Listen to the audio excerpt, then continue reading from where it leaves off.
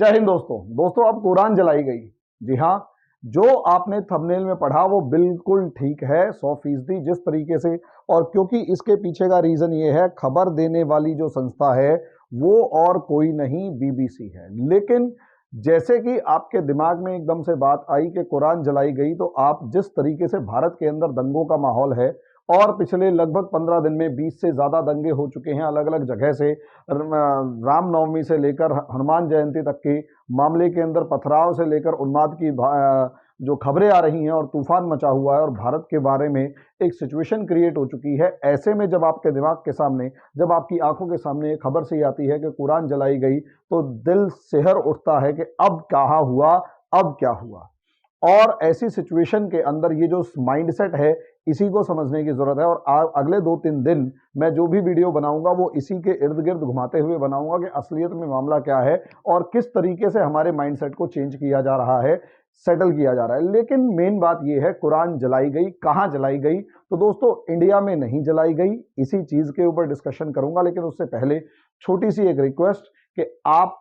अगर आपको मेरे वीडियोस पसंद आते हैं तो मेरे चैनल को लाइक करें, सब्सक्राइब करें, शेयर करें, बेल आइकन जरूर दबाएं ताकि मेरी ये वीडियोस आप तक जल्दी से जल्दी पहुंच सके। दूसरा, अगर आप या आपके बच्चे, जानकार कोई भी आईएएस, पीसीएस, यूपीएससी या किसी की भी तैयारी करना चाहते हैं तो हमारी यूपीएससी और पीसीएस के लिए, या फिर SSC, CU SET, NET JRF, grade 1 TET या इससे रिलेटेड कोई भी एंट्रेंस एग्जाम है जिसमें जीएस आती है, उन सभी के लिए कंसेप्ट्स ऑफ एनसीईआरटी बहुत ज्यादा इंपॉर्टेंट है। और इसीलिए कंसेप्टर बैच फॉर एनसीईआरटी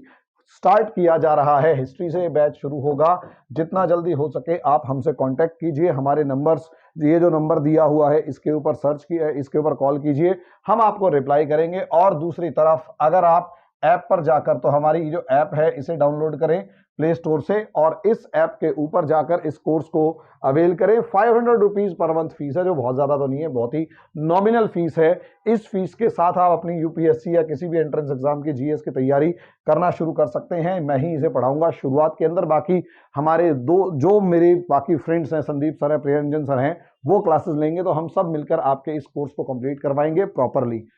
हम नॉर्मली यूपीएससी की क्लासेस लेते हैं तो ये सारे कंसेप्ट्स भी इस तरीके से करवाए जाएंगे ताकि फर्स्ट से लेकर आज तक, यानी लोवेस्ट लेवल से लेकर हाईएस्ट लेवल के सभी एग्जाम्स की प्रिपरेशन आपकी इसके साथ हो जाए। दोस्तों, अब आ जाते हैं टॉपिक के ऊपर, और टॉपिक है कि कुरान जलाई गई। जी हाँ, अब मामला कहाँ है, तो कुरान कहाँ जलाई गई? तो कुरान, ऑब्वियस सी बात है, सबसे इंपॉर्टेंट बात यह कि कुरान जो है वो इस्लाम धर्म की सबसे पवित्र पुस्तक है और दुनिया के सभी धर्मों की जो पवित्र पुस्तकें हैं उन्हीं में एक पुस्तक ये काउंट होती है। ऑब्वियस सी बात है, जो लगभग 56 देश, 56 कंट्रीज और अप्रोक्सीमेट 56 कंट्रीज और अप्रोक्सीमेट 180 CR यानी 180 करोड़ के करीब की जो मुस्लिम पॉपुलेशन है, उन सब का एक विश्वास कुरान के अंदर है। और वर्ड्स ऑफ गॉड या वर्ड्स ऑफ अल्लाह इसे माना जाता है कि अल्लाह के ये शब्द हैं जो कि प्रॉफिट मोहम्मद ने कुरान के अंदर ट्रांसफर किया, जो भी था। अब मामले को समझिए, यहां पर मेन क्या है। मेन बात यह है कि कुरान कहां जलाई गई? तो दोस्तों, इंडिया में बिल्कुल नहीं जलाई गई, इतना समझ लीजिए। मैं सिर्फ इस क्लिक बेट के थ्रू ये कहना चाहता हूं कि असलियत में हम लोगों का माइंडसेट कैसा भड़कीला हो चुका है कि जरा से मामले को देखा नहीं, हमारे अंदर एक अजीब सी सेंसेशन क्रिएट हो जाती है कि क्या हुआ, कैसे हुआ, और ये हमारे माइंडसेट को बताता है कि कितने बुरे दौर से हम गुजर रहे हैं। इंडिया में बिल्कुल नहीं जलाई गई, ना ही इंडिया के किसी ऐसे पड़ोसी देश में जलाई गई जहां पर हम ये मान सकते हैं कि आजकल जो कम्युनल टेंशंस हैं वो अपने पीक पर हैं। असलियत में ये इंडिया से बहुत दूर स्वीडन के अंदर जलाई गई। और ये मामला सिर्फ और सिर्फ स्वीडन का नहीं है। अगर आप देखेंगे तो मैं इधर यूरोप के बारे में आपको थोड़ा सा इस मैप को इस तरीके से घुमा लेते हैं, और यहां आप मोटे तौर पर देखेंगे तो जितने आजकल ये यूरोपियन कंट्रीज हैं जहां की पॉपुलेशन को हम पढ़ा लिखा मानते हैं काफी ज्यादा, और जिसे कहते हैं प्रोग्रेसिव मानते हैं, पढ़ा लिखा मानते हैं, इन्हीं जनरेशन्स, इन देशों के अंदर आजकल इस्लाम के खिलाफ जो है वो सिचुएशंस क्रिएट हो रही हैं। चाहे स्वीडन हो गया, चाहे नॉर्वे हो गया, चाहे डेनमार्क हो गया, चाहे यूनाइटेड किंगडम हो गया, जर्मनी हो गया, फ्रांस, ऑस्ट्रिया, चेक रिपब्लिक, स्लोवाकिया, स्पेन, पोर्टुगल, सब जगह पर इस तरीके की एक aggression against Islam, aggression against Muslim साफ तौर पर दिखाई दे रही है, यहां तक कि इटली और ग्रीस के अंदर भी। अगर आप देखें तो यहां पर असलियत में मामला क्या है कि स्वीडन के अंदर एक हार्डलाइनर ग्रुप जो है वो इस समय एक्टिव है, और ये जो हार्डलाइनर ग्रुप है ये अप्रोक्सीमेट वही वाली शिकायतें कर रहा है जो इंडिया में आरएसएस का तो खैर मैं इसमें नाम नहीं दे सकता, बीजेपी भी बहुत ज्यादा नहीं, लेकिन बजरंग दल से लेकर विश्व हिंदू परिषद से लेकर जो भी ग्रुप्स यहां पर दिखाई दे रहे हैं वो सारे, मतलब इंडिया में जो एंटी मुस्लिम ग्रुप्स आप काउंट कर रहे हैं वैसी ही हरकतें, जैसी हरकतें आरएसएस, बीजेपी या जो भी एंटी मुस्लिम ग्रुप्स इंडिया में कर रही हैं, वही काम, वही हरकतें हार्डलाइनर ग्रुप इस स्वीडन, नॉर्वे, डेनमार्क, फिनलैंड इन जैसे देशों के अंदर कर रहे हैं, और हालात जो हैं वो काफी ज्यादा प्रॉब्लम क्रिएट करने वाली नजर आ रही हैं। यहां मामला क्या है समझिए, मामला यह है कि इस टाइम पर स्वीडन के अंदर एक एंटी मुस्लिम सेंटीमेंट जो है, एंटी मुस्लिम सेंटीमेंट ये भड़क चुका है, और ये एंटी मुस्लिम सेंटीमेंट ना सिर्फ स्वीडन के अंदर बल्कि साथ में नॉर्वे और डेनमार्क के अंदर भी आप देखोगे। क्यों? क्योंकि नॉर्वे की राजधानी, अब असलियत में प्रॉब्लम क्या है, नॉर्वे की राजधानी ओस्लो, ओस्लो के अंदर अगर आप आज के दिन देखते हैं तो वहां सबसे बड़ी प्रॉब्लम यहां देखने को यह मिल रही है नॉर्वे में कि वहां नॉर्वे की राजधानी जो ओस्लो है वहां पर आजकल एक क्लेम किया जा रहा है दोस्तों, क्लेम यह हो रहा है लगातार कि यहां जिस तरीके से आप देखेंगे तो यहां पर लगभग 70% जो कि एक रफ दावा इस तरीके के हार्डलाइनर ग्रुप कर रहे हैं कि रफ दावा है, और ऐसे में कुछ वीडियोस इस तरीके के आते हैं कि उसमें सच्चाई भी नजर आ रही है कि उसकी ओस्लो के अंदर मुस्लिम्स जो हैं वो मेजॉरिटी के अंदर हो चुके हैं, और जिस तरीके से मुस्लिम्स मेजॉरिटी के अंदर हो चुके हैं वो अब यहां पर शरिया लॉ इस्टेब्लिश करने की कोशिश कर रहे हैं,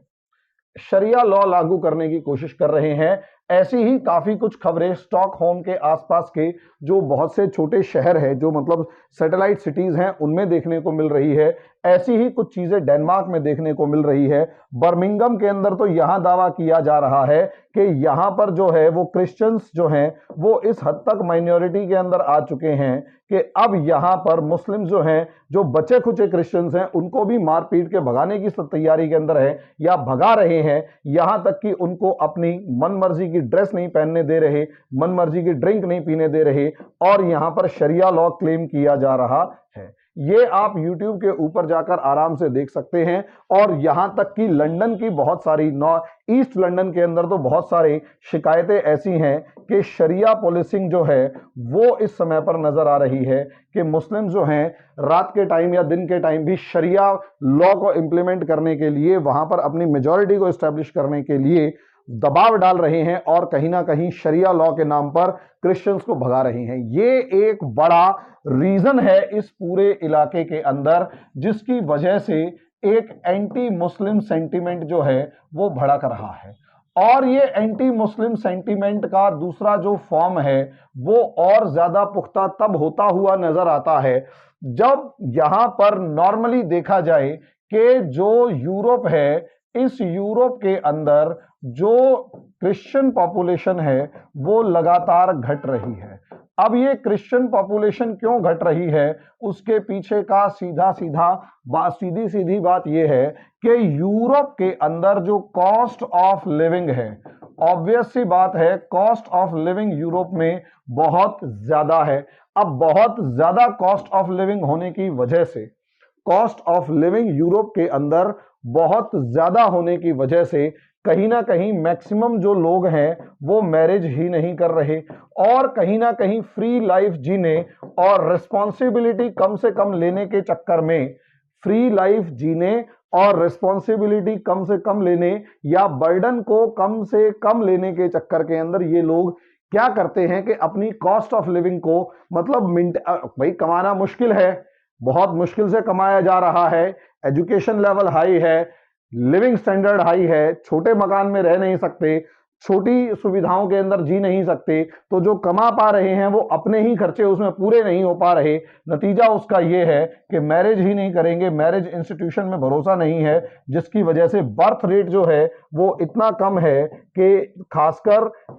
नॉर्वे, स्वीडन, डेनमार्क जैसे देशों के अंदर तो बर्थ रेट इतना ज्यादा कम है दोस्तों कि यहां पर ये लोग माइनॉरिटी, बर्थ रेट इतना कम है कि वो रिप्लेसमेंट लेवल से भी नीचे आ चुका है। यानी जितनी पॉपुलेशन खत्म हो रही है उससे कहीं कम बच्चे पैदा हो रहे हैं। और दूसरी तरफ, एक तरफ तो इनकी इसका मतलब ये है पॉपुलेशन डिक्लाइन पर है, और दूसरी तरफ एक तरफ ये पॉपुलेशन बढ़ रहे हैं, इनकी पॉपुलेशन डिक्लाइन पर है, दूसरी तरफ अफगानिस्तान से लेकर ईरान, इराक, सीरिया से लेकर जॉर्डन से लेकर इजिप्ट, लीबिया, ट्यूनीशिया, मोरक्को, मॉरिशियाना, माली, नाइजर, चाड, सूडान, इथोपिया, सोमालिया, यहां पर जितना भी डिस्टरबेंसेस हैं, यहां पर जो भी डिस्टरबेंस क्रिएट हो रखी है उसकी वजह से इस मेडिटेरेनियन सी को क्रॉस करके, माइग्रेट करके ये लोग किसी भी तरीके से यूरोपियन कंट्रीज में पहुंच रहे हैं और उन जगहों पर ज्यादा पहुंच रहे हैं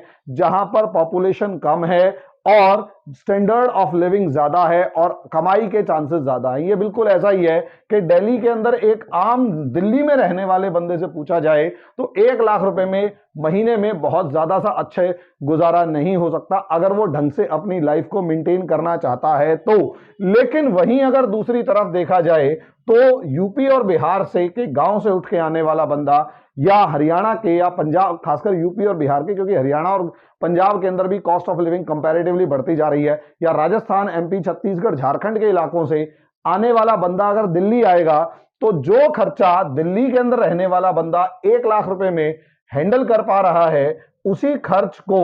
यूपी, बिहार, झारखंड, छत्तीसगढ़, एमपी, हिमाचल, उत्तराखंड यहां से आने वाले लोग जो हैं 15,000 से लेकर 20,000 के अंदर वो जिंदगी जी पा रहे हैं। जो हाल दिल्ली के अंदर इन स्टेट्स के माइग्रेंट्स का है वही हाल भारत या इन देशों से जाने वाले माइग्रेंट्स का स्वीडन, नॉर्वे, डेनमार्क में है। यानी स्वीडन, नॉर्वे, डेनमार्क जो बहुत ही अच्छे लेवल पर हाई स्टैंडर्ड ऑफ लिविंग वाले जो देश हैं, वहां पर ये जो लोग हैं, जो माइग्रेंट्स जा रहे हैं, वो बहुत कम पैसों में बहुत मेहनत करके बहुत अपनी आगे बढ़ रहे हैं। साथ में यहां पर एक तो और जो माइग्रेंट्स हैं उनकी कॉस्ट ऑफ लिविंग कम है, माइग्रेंट्स की कॉस्ट ऑफ लिविंग कम है और वहां के जो लोकल्स हैं उनकी कॉस्ट ऑफ लिविंग ज्यादा है। लेकिन दूसरी तरफ अगर आप देखेंगे तो यहां जितने भी इस्लामिक माइग्रेंट्स, मतलब इस्लामिक देशों से जाने वाले लोग हैं, एक तो उनमें फैमिली इंस्टीट्यूशन के लिए बहुत ज्यादा डोमिनेशन, मतलब जिसे कहते हैं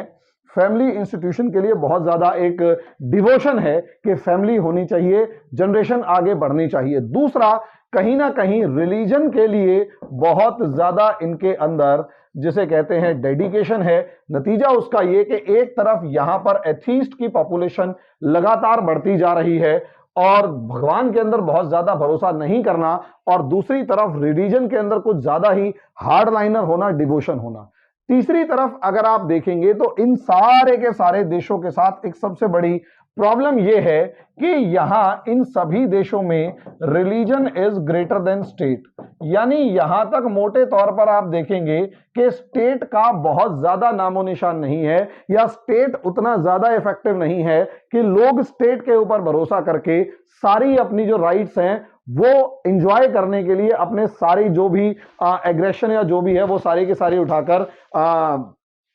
स्टेट को दे दें। ऐसा कुछ नहीं है। यानी लोग यहां रिलीजन को प्रेफरेंस देते हैं और वायलेंस का जो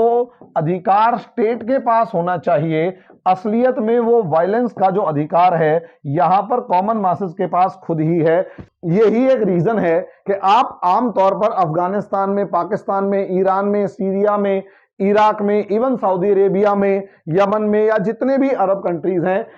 यहां कॉमन मासेस के पास बड़े नंबर में